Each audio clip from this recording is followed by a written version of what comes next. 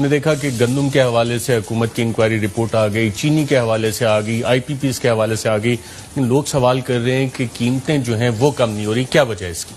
اس کی وجہ یہ ہے جی کہ آن دا ون ہینڈ یہ جو ایکسپورٹس الاؤ کی گئی ہیں اور جو گندم کی مس مینجمنٹ ہوئی ہے، جس طرح پولٹری والوں کو کتنے لاکھ ٹن دے دیے، اس کی وجہ سے مارکیٹ میں شارٹیجز کریٹ ہوئی ہیں.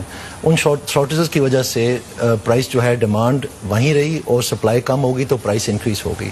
لیکن افسوس سے یہ کہنا پڑتا ہے کہ حکومتی جو اہلکار ہیں وہ بار بار اس طرف اشارہ کرنے کی کوشش کرتے ہیں کہ جیسے پرائس کنٹرول صوبائی ذمہ داری ہے اور صوبوں کو اپنا کردار ادا کرنا چاہیے. ان کے پاس ایک ہی انسٹرومنٹ ہے، وہ جا کے چھاپے مارتے ہیں منڈی پہ یا بازار میں اور کہتے ہیں کہ یہ جو پرائس لسٹ ہے، جیسے کہ یہ میں نے راولپنڈی کی ایک لایا ہوا ہوں، اس کے اوپر آپ اگر زیادہ بیچیں گے اس قیمت سے کوئی بھی چیز جو ضروری اشیاء ہے روزمرہ کے استعمال کی، تو اس کے اوپر آپ کو فائن ہوگا یا گرفتار کیے جائیں گے، باقاعدہ 6 مہینے تک سزا ہو سکتی ہے. لیکن ان کو اگر آپ دیکھیں ارشد صاحب تو یہ 2018 کی اور 2020 کی یہ دو میرے پاس ہیں، ایک ہی چیز ہے بالکل. اور اس میں اگر آپ گوشت کی قیمت دیکھیں تو 2018 میں جو بڑا گوشت تھا اس کی قیمت 350 روپے، اور یہاں پر اسی بڑے گوشت کی ایک سال بعد 450 روپے. چھوٹے گوشت کی قیمت 2 سال پہلے 700 روپے ہے، یہاں پر یہ ابھی 2020 میں 900 روپے ہے. تو یہ جو سینکڑوں روپے پرائس انکریز ہے وہ تو خود پرائس لسٹ مان رہی ہے کہ جائز ہے اور قانونی ہے.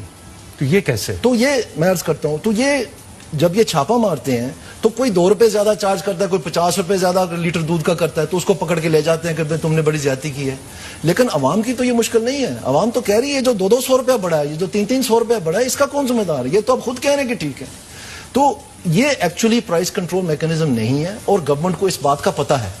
گورنمنٹ ایکچولی اس کے پیچھے چھپ رہی ہے لوگوں کو، کیونکہ ان کو اکنامک کی اتنی معلومات نہیں ہے، لیکن گورنمنٹ کو تو اس بات کا پتہ ہے.